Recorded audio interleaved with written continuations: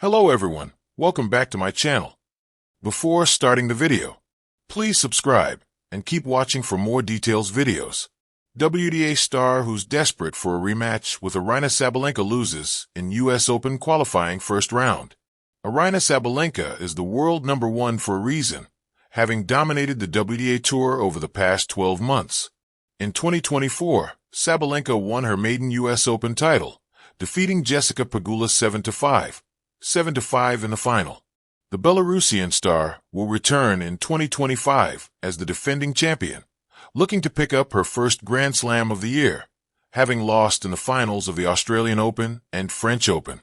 Winning 17 matches at majors this year and not picking up a title will no doubt have frustrated Sabalenka, who continues her search for a fourth Grand Slam.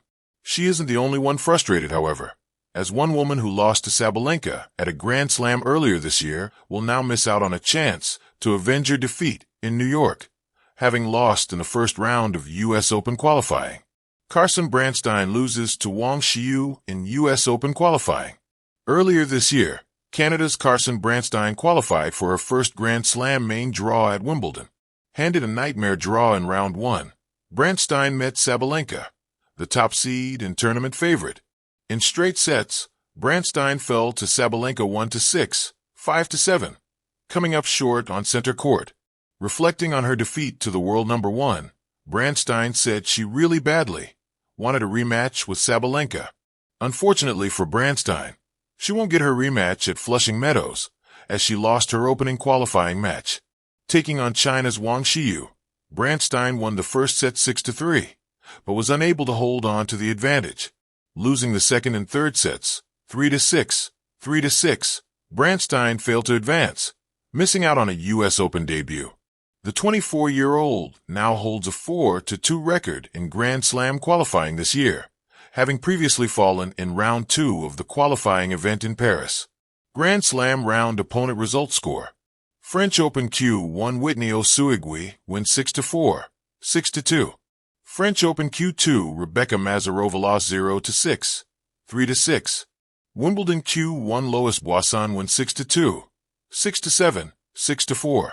Wimbledon Q2 Bianca Andreescu wins 7-6, 4-6, 6-1.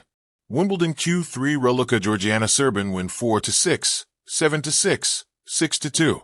US Open Q1 Wang Xiyu lost 6-3, 3-6, 3-6. Carson Branstein's record in Grand Slam qualifying. Still looking for her rematch with Sabalenka, Branstein will likely have to wait till 2026, when she'll attempt to qualify for the Australian Open. How far away is Carson Branstein from qualifying directly for Grand Slams? The top 104 players on the WTA Tour qualify directly for Grand Slam main draws each tournament. Currently ranked 183rd in the world, Branstein has quite some way to go. Switzerland's Jill Teichmann was the final direct entrant into this year's US Open, who currently has 845 ranking points. In comparison, Branstein has just 395 points to her name, 450 points fewer. To close that 450-point gap, Branstein will need to start picking up some big wins at WTA Tour and Challenger Tour events. Tier WFSFQF, R16, R32, R64, R128, Q3/QQ2, Q1. Grand Slam 2000, 1300, 700, and 8400 and 3200 and 40, 100 and 30, 70, 10, 30, 22. WTA 1000, 1650, 300 and 90, 215, 100 and 20, 65, 35, 10, 30, 22. WTA 500, 500, 325, 195, 100 and 8, 60, 32, 1, 25, 13, 1. WTA 250, 250, 163, 98, 54, 31, 18, 12, 1. W125, 125, 81, 49, 27, 15, 1, 6, 4, 1. W100, 165, 39, 21, 12, 7, 1, 5, 3. W75, 75, 49, 29, 16, 9, 5, 1, 3, 2. WTA point distribution, full draws. A run to the quarterfinals of a Grand Slam would all but do the job for Branstein, but the likelihood is that she'll need to do the majority of her work at the lower-tier tournaments. Earlier this year, Branstein reached her first career W125 final, losing out in Cancun, Mexico, to Colombia's Emiliana Arango. If she can begin to produce consistent results at the W100 and W125 level, then perhaps Branstein will make the U.S. Open draw without even needing to qualify this time next year. By the time she stepped off court 12 at the Billie Jean King National Tennis Center, her dreams felt like ash blowing in the Flushing wind. Jelena Kovarik hadn't expected tears. Not again. Not after all she'd already endured this season. But there they were, stinging her eyes as the chair umpire called game, set, matchito. A modest smattering of applause rose from the handful of spectators scattered in the bleachers. Qualifying rounds rarely drew crowds, and even fewer cared for a former top 30 player clawing her way back to relevance. She didn't wave to the fans, didn't look up at her coach, didn't even acknowledge the young Japanese qualifier across the net, who'd just dismantled her 6-2, 6-4 in 74 brisk minutes. It was over. Not just the match, not just the U.S. Open, maybe everything. 2 years ago, Jelena had walked off center court in Madrid with blood on her knuckles from punching her own strings.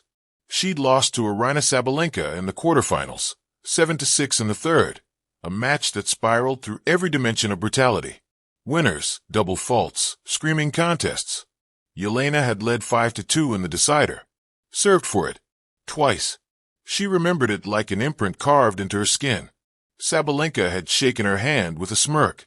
"You're tough," the Belarusian had said, "but you blink too much." It wasn't malicious. Just the kind of post-match jab Jelena herself might have made after a win. But it festered. That match became her ghost. Her what-if. And then Sabalenka kept rising, won Madrid, cracked the top 5, took the Australian Open the following year, while Jelena's ranking slid into the 90s, then out of the top 200. She told people she was working on her serve, on her mindset. The truth was, she hadn't stopped reliving that Madrid collapse. She wanted Aryna again. Needed her. A rematch wasn't just a match, it was redemption. "Maybe it's not about her," her coach, Matteo, had said during the drive to Queens this week. "Of course it is," Jelena snapped. "She's everything I'm not." Matteo had sighed the way only someone who'd coached too many dreamers could. "She's a player, not a villain. If you make her your mountain, you'll never see the path." But Jelena didn't want paths. She wanted the summit. Her body ached in the locker room. The massage therapist offered a session, but she waved it off. What was the point now? She wasn't in the main draw. She wouldn't be on Arthur Ashe. Sabalenka was seeded number 2, probably already doing press about her title chances. Jelena wouldn't even be in the same zip code of relevance. She unwrapped her racket, running her fingers along the frame. Once, it had felt like a sword. Now it was a relic. That night, she didn't go back to the hotel. Instead, she wandered around the grounds until security began politely herding stragglers out. She stopped by the practice courts, watched a few top-seeded juniors slicing forehands into the blue haze of the New York dusk. "You play?" a kid asked her, maybe 13. "Used to," she said. "Cool. What's your name?" She hesitated. "Jelena." The kid nodded politely. "Nice. Good luck if you're in." "I'm not." Still, the kid smiled. "Next year, then." Next year.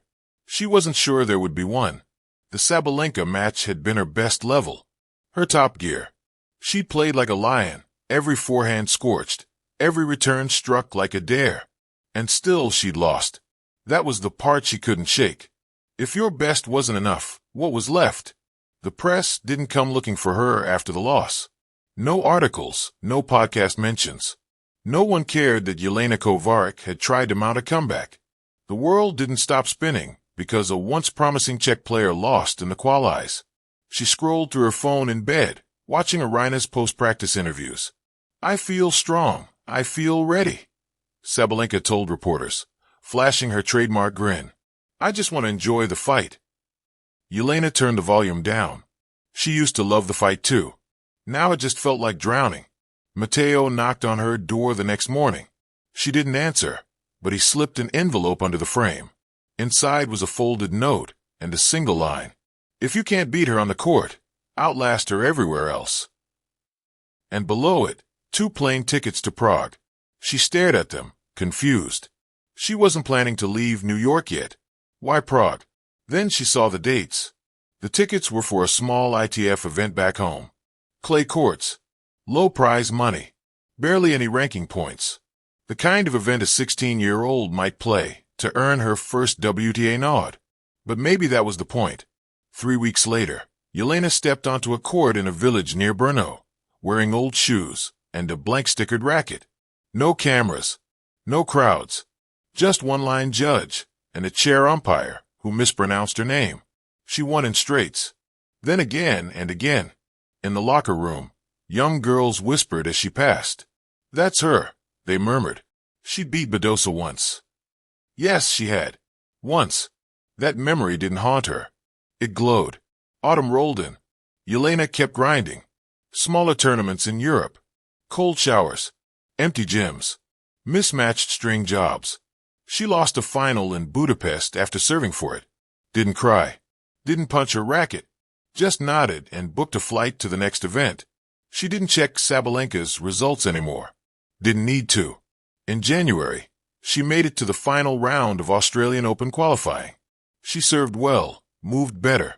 In the third set, down 3-5, she saved 2 match points with down-the-line winners that had once lived only in her dreams. She won 8-6. Main draw. In the locker room, she opened her phone and pulled up the draw. And there it was. First round. 2. Aryna Sabalenka versus Jelena Kovarik. She stared at it for a long time. Melbourne heat wrapped around her like a second skin. Center court buzzed. Not for her, but she felt it. Sabalenka arrived late to the coin toss, laughing with her coach. Jelena stood still, eyes forward. When the match began, she didn't think about Madrid. Didn't think about her ranking. Didn't even think about winning. Just about playing free. She lost the first set 6-3. But she took the second 7-5, breaking Aryna after a 14-shot rally that ended with a backhand drop shot so delicate it stunned even Sabalenka. The crowd roared. Third set. Sabalenka hit harder. Louder.